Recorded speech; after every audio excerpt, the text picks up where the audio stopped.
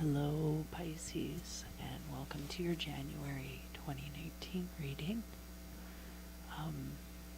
Pisces, it rules the 12th house, which is the house of endings. Pisces is a mutable water sign and is governed by the planet Neptune. Just a very fluid energy and always looking toward the future. For this reading, I will be using my Egyptian Cure tarot deck. It's the first deck that I ever got. When I was 9, we visited New Orleans, and my mom bought it for me in the French Quarter. So, it's an unsuited deck, which means that there's no Ace through 10 and the court cards. It's all like these archetypes that describe the human condition, which I really love. But it kind of set me up for a lifetime of studying the tarot, because getting this deck and then everything else out there being based around like Rider-Waite and a suited deck, I immediately was like hungry for more knowledge about why these decks were different. Also, I feel like I should tell you that I'm having seasonal allergies really bad right now. Apparently Christmas time is allergy season here in Southern California. So I hope you'll bear with me, and I do apologize if I'm muffled or if you like to be able to read lips and stuff like that. Alright, I'm going to shuffle the deck, and I'm going to put out a Celtic cross spread, and then I'll stop this video and I'll start a different video, and I will overlay the Celtic cross spread with a different 12 houses spread for your 2019 overview. And this part will be just for January.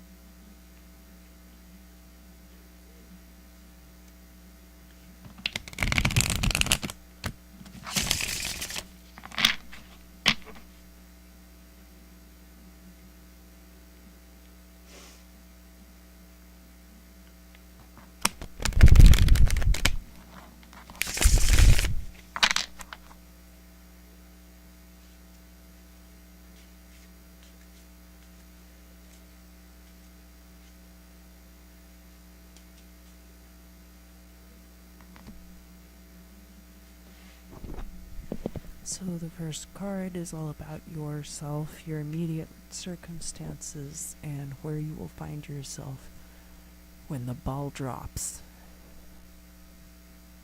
Oh, this is interesting.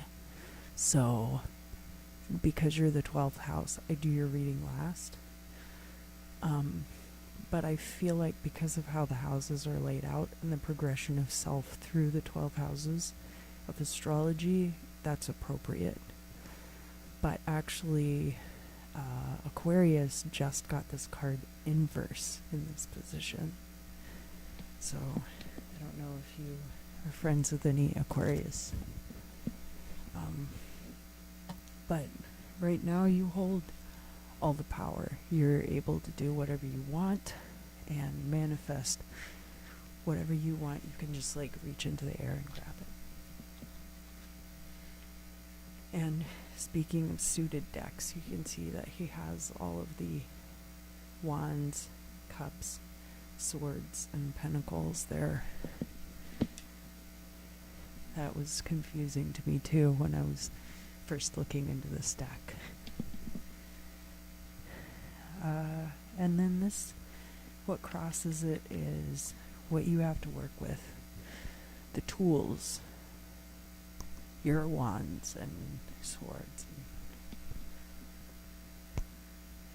premonition. So being able to see the future. Yeah, that helps when you want to manifest exactly what you want.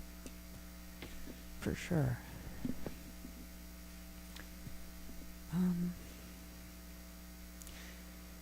And I'm going to draw your goal or destiny card next and put it right up here. And then we'll see past, present, future. So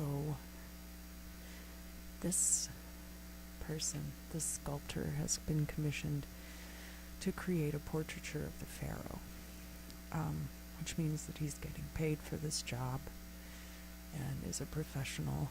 And the head is all about like that manifestation of creativity.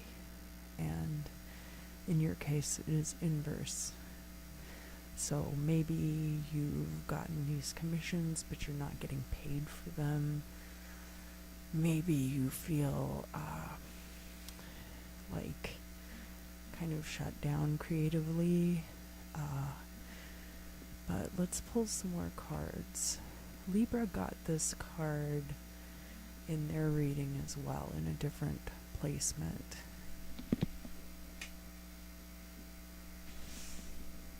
What happened in the past? Oh, a big change. A big positive change, probably. Something that maybe you'd worked for, or who knows. This is the god Osiris. And in this card, he is threshing wheat. And he's cutting down the old stalks, and then new growth is coming up around his feet. And it's this constant cycle of regeneration. And then, what is going on in the present? We already know a little bit. What else? Oh, cooperation. Now, it's very interesting because these are craftsmen who are building this column. So they've also been commissioned probably by the pharaoh or by a religious order to furnish columns for possibly a new temple or palace or something. So in this goal or destiny position, you have kind of a mirror of what's going on in your life now. Like a black mirror, if you will. In the future. And we'll see if the future can kind of, because you already see the future.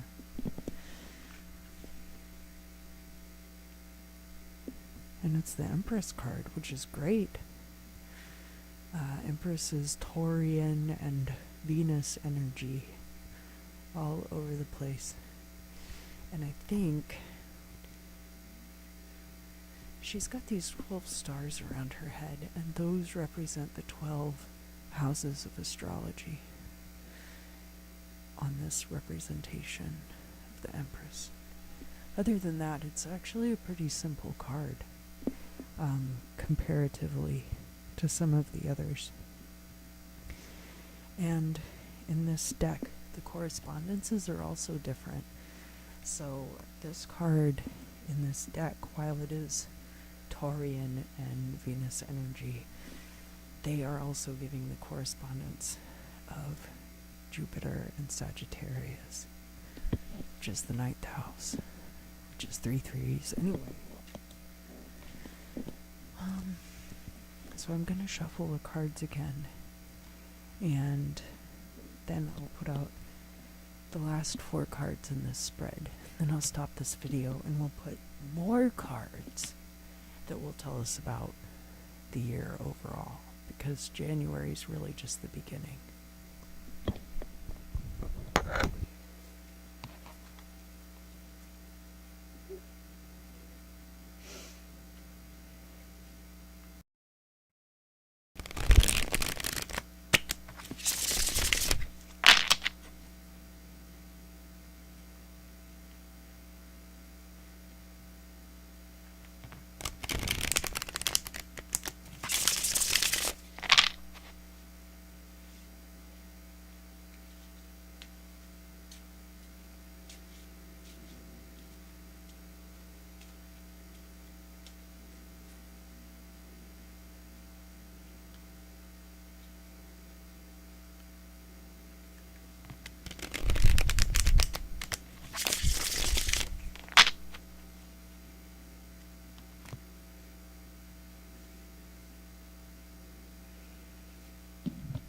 So this is how you mirror the world around you.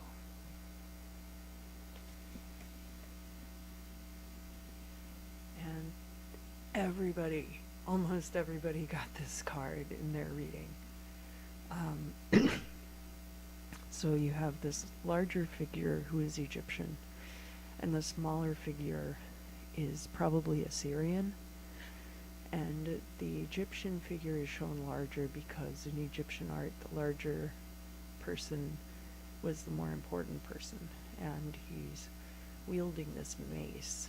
And you also have Horus and Set on the card. And it's inverse, which means that you are either really pushing back against everything in your world right now, or you really feel like you're under the world's boot. But considering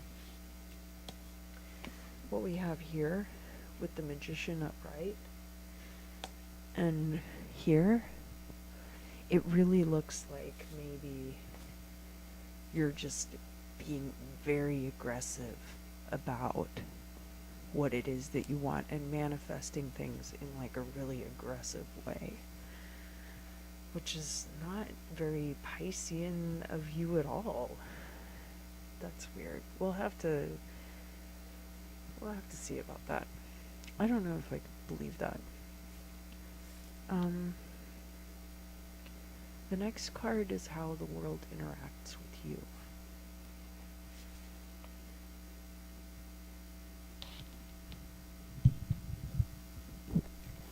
So this is an interesting card because it's all about making offerings to your higher power, the things that you sacrifice to whatever you believe greater divinity exists out there in order to appease, to get protection, to manifest. Like in my own case, doing these readings, I feel like serves a purpose. I'm not trying to say like I'm so great or, that like I'm more deserving of this part of your attention than anything else. I'm trying to provide a service that maybe will give you some insight. And maybe there's something like that in your life that you are providing and people come to you for that. Ooh, it flipped over. What does that mean? And it's upright. So, that means that whatever it is valued and important. And the next card is your hopes and fears. So this is an interesting card to get there. I think it ties in a lot with the testimony interpretation in that you want to give. You want to be a provider of value in people's lives.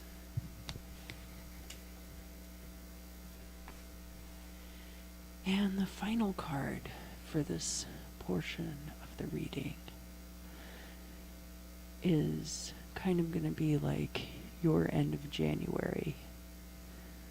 We do have a lunar eclipse in Leo in January, and there have been a lot of eclipses in Leo over the past couple of years, so that's been an interesting time for me. But this will be the last one in this cycle, and then it'll be someone else's turn.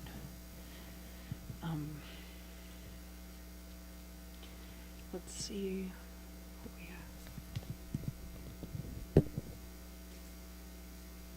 have. So, the Emperor to me is all about the patriarchy and gaining power through might. Whereas the Empress is very much about being powerful without having to